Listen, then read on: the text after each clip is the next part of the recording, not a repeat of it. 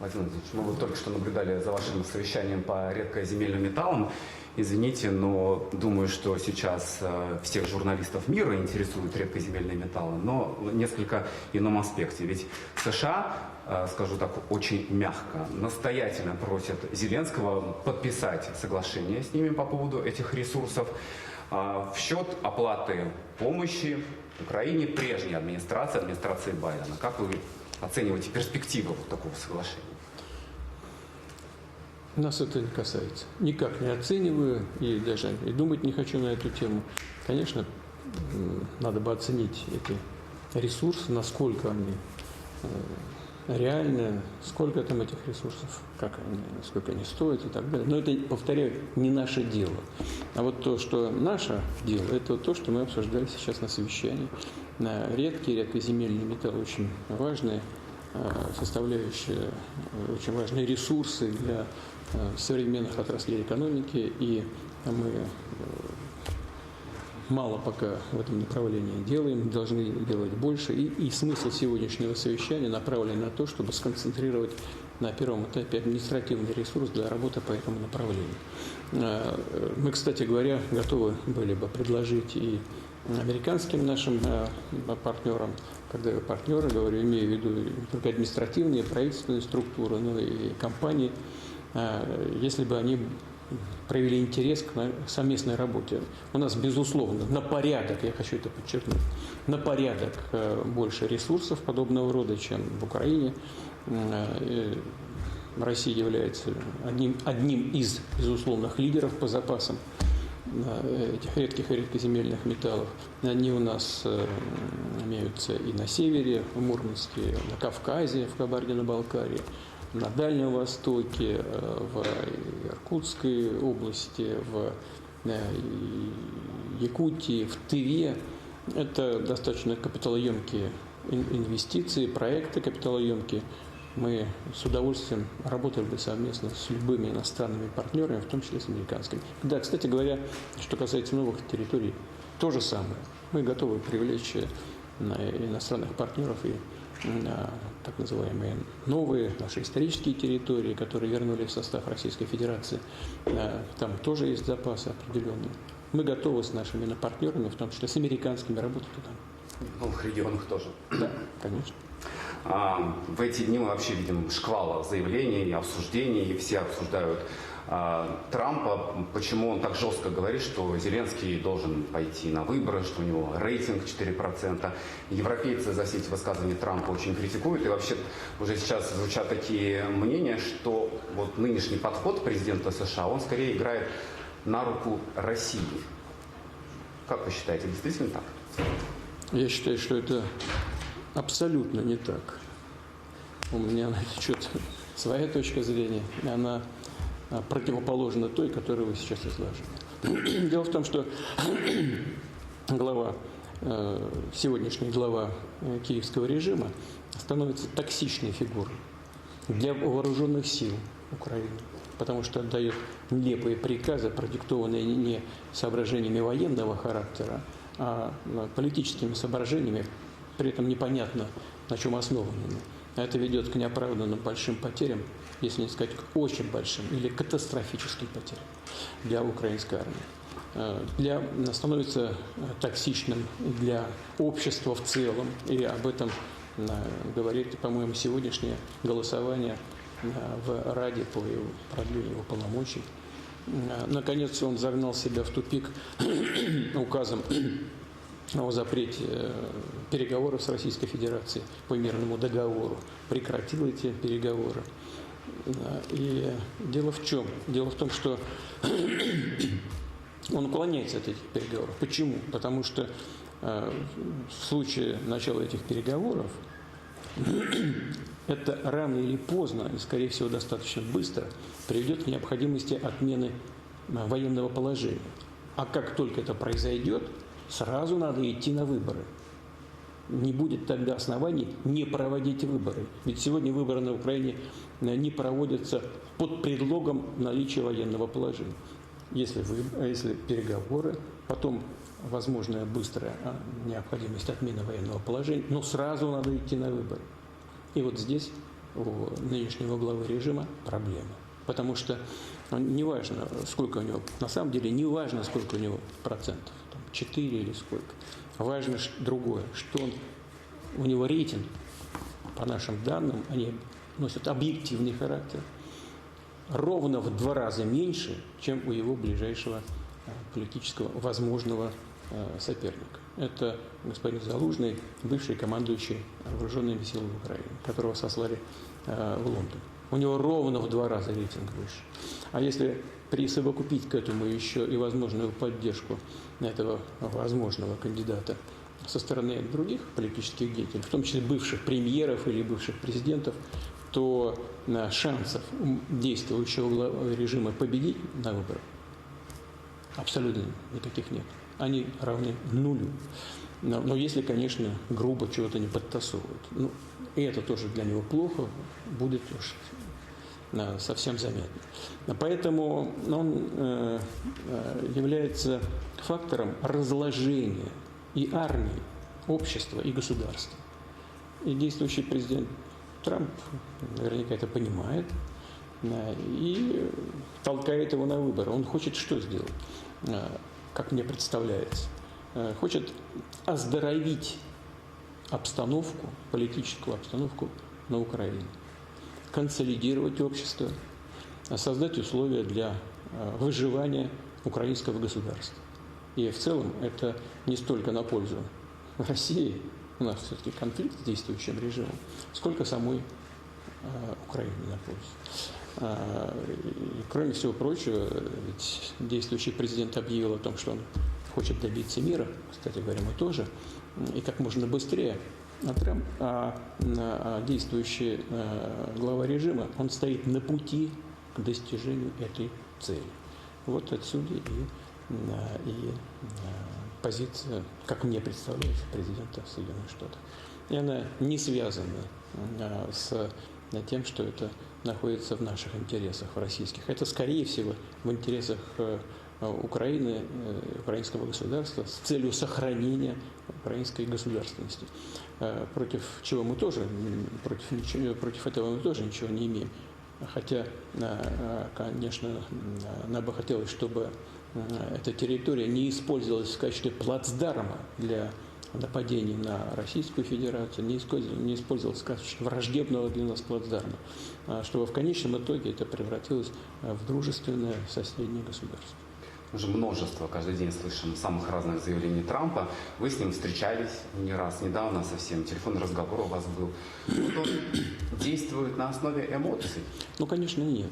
Ну, естественно, действующий глава режима в Киеве дает повод показывать эти эмоции. Но из того, что я сейчас сказал, вырисовывается совсем другое. Это действие основано скорее не на эмоциях, а на холодном расчете, на рациональном подходе к сложившейся ситуации. Вот в сложившейся ситуации мы, как ни странно, вот, честно говоря, были заинтересованы, чтобы он там сидел и дальше разлагал режим, с которым мы находимся в вооруженном конфликте. Ну, а с точки зрения интересов укрепления украинской государственности, здесь, конечно, нужно действовать, видимо, энергично и совсем в другую сторону. Приводить к власти людей, которые будут пользоваться доверием народа Украины. А вот европейцы, они вообще понимают, на ваш взгляд, суть нынешних раскладов вокруг Украины? Ну, это у них надо спросить. Судя по тому, как они действуют, мне кажется, не очень понимают. Но дело даже не в этом. Дело в том, что, в отличие от нового президента Соединенных Штатов, политические лидеры европейских государств связаны с нынешним режимом, ангажированы. И они уж много слишком наговорили и наобещали. И теперь им, извините за простоту выражения, отруливать от этой позиции очень сложно или практически невозможно без потери лица. А имея в виду, что они находятся в достаточно сложном и ответственном для них внутриполитическом периоде выборов, перевыборов, там, сложности в парламентах и так далее, то, учитывая это обстоятельство, менять свою позицию для них практически невозможно. В отличие от них, действующий президент Соединенных Штатов, новый президент, вновь избранный президент, у него руки свободны, он свободен от этих пут, которые не дают двигаться вперед и работать в сторону разрешения конфликта. Поэтому он, ну и в характере, наверное, он действует прямолинейно и без особых стеснений. Вот у него положение уникальное. Он не просто говорит то, что думает, а он говорит, что хочет. Ну, что же, это привилегия лидера одной из крупных великих держав. Я вот несколько дней назад в Санкт-Петербурге вас спрашивал о том, что все хотят сейчас иметь некое право голоса в российско-американских переговорах, но вот европейцы продолжают настаивать, требовать права голоса в переговорах вокруг Украины. Как вы это расцениваете? Я здесь ничего не вижу плохого. Ну, требовать, наверное, здесь никто ничего не может, тем более от России. Пускай они требуют от кого-нибудь другого. Они на протяжении тысячелетий требовали от своих вассалов чего угодно. Теперь от них уже требуют. Поэтому они пускай со своими требованиями посидят дома и подумают над тем, как они дошли до жизни такой. Но их участие в переговорном процессе востребовано, конечно. А мы никогда не отказывались. Мы же вели постоянные дискуссии с ними. Это в какой-то момент под всякими надуманными идеями нанести России поражение на поле боя, они сами отказались от контактов с нами. Захотят вернуться, пожалуйста. Я видел и реакцию на наш телефонный разговор с президентом США, видел реакцию на встречу на высоком уровне в Эр-Рияде. Она вот, действительно эмоциональная и лишена какого-то практического смысла. Почему? Потому что для того, чтобы решать сложные и даже острые вопросы, в том числе на украинском треке, и Россия, и Соединенные Штаты должны сделать первый шаг. В чем он заключается? Этот первый шаг должен быть посвящен повышению уровня доверия между обоими государствами. Вот именно этим мы и занимались в Эр-Рияде. Именно этому будут посвящены ближайшие, может быть, другие контакты на высоком уровне. Без этого невозможно решить ни один вопрос, в том числе и вопрос такой сложный, острый, как украинский кризис. Но при чем здесь европейцы? Это касается двухсторонних российско-американских отношений. Они нам здесь зачем? Чем они здесь будут заниматься? А на этих, и в телефонном разговоре, кстати говоря, и на встрече в Эр-Рияде, вот так, чтобы совсем предметно, конечно, затрагивать там проблему, связанную с украинским кризисом, но он сам по себе сущностно не обсуждался. Мы только договорились о том, что мы подойдем к этому. Да. Но в этом смысле и в этом случае, конечно, мы не отказываемся от участия наших европейских стран. Но я хочу подчеркнуть, мы с уважением относимся и к позиции наших друзей из БРИКСа, которые создали группу сторонников мира. Я сегодня только разговаривал с председателем Китайской Народной Республики, и мы тоже об этом говорили. Он меня проинформировал о том, что эта группа мира, она вот в Нью-Йорке опять в ближайшее время соберется, будет обсуждать это. Мы не только приветствуем, мы благодарны и всем нашим партнерам, которые поднимают эти вопросы, которые стремятся к тому, чтобы мир был достигнут. И к чему я говорю? Не только европейцы, но и другие страны имеют право и могут участвовать, и мы относимся к этому с уважением. Хотелось попросить прокомментировать еще несколько заявлений Трампа, которых, как я говорил, очень много. Он, например, сказал... Но не все. Но не все. Он, например, сказал, что хочет предложить вам и главе Китая сократить оборонные бюджеты вдвое. Как вам такая идея? Я знаю, да, ну, могу догадываться, на чем это основано. Это основано, видимо, на расчетах одного, по-моему, из британских исследовательских центров, где сказано, что наши расходы по паритету покупательной способности были посчитаны. Они, значит, в прошлом году у США было, по-моему, уже 968 миллиардов долларов. А если сложить российские и китайские расходы, то это примерно, ну, где-то примерно цифры бьются тогда. Российские и китайские вместе, если сопоставить с американским.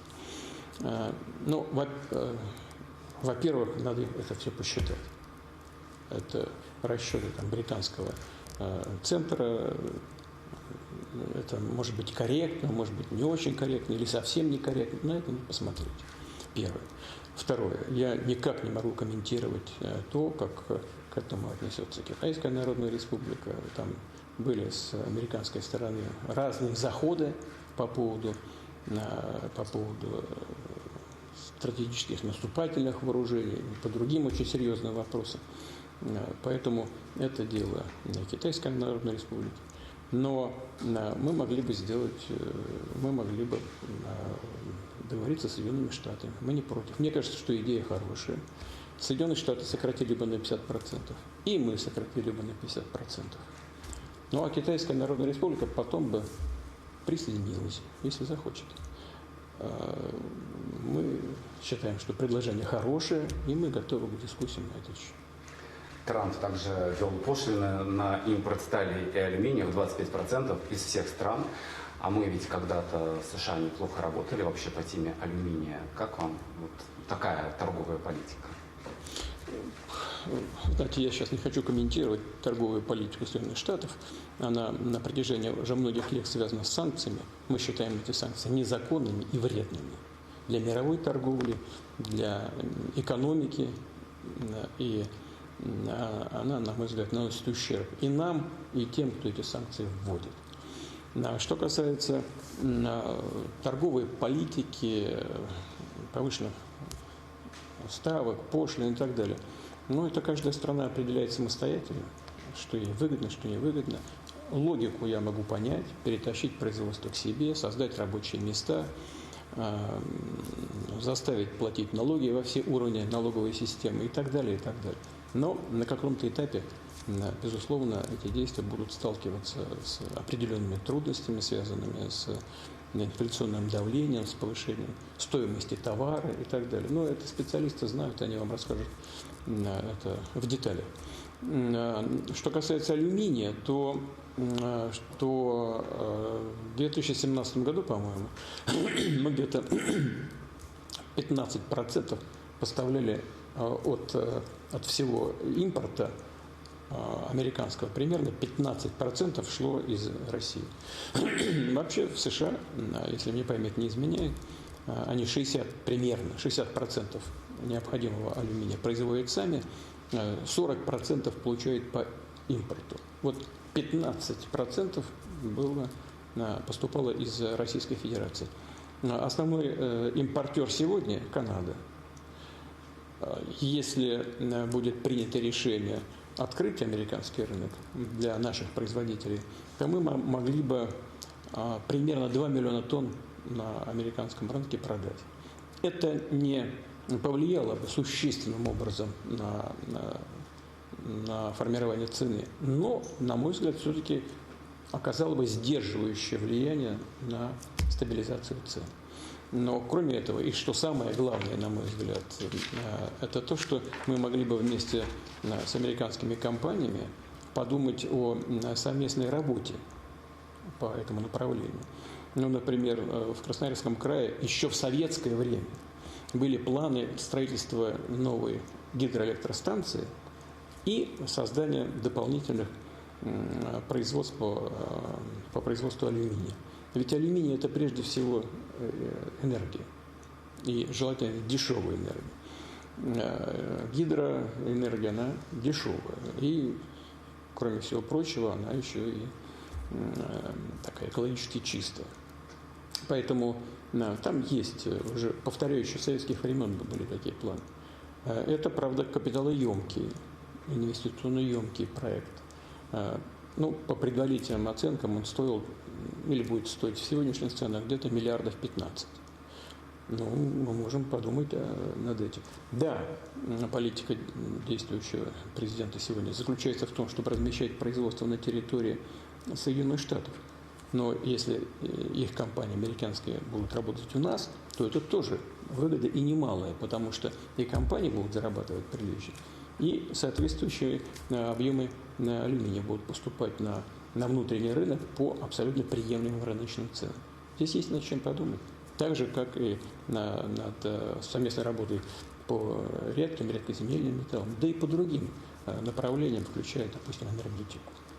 Ну, кстати, несколько минут назад я прочитал новость очередную из США. Президент Трамп заявил, что США и Россия обсуждают крупные экономические проекты в рамках переговоров по Украине.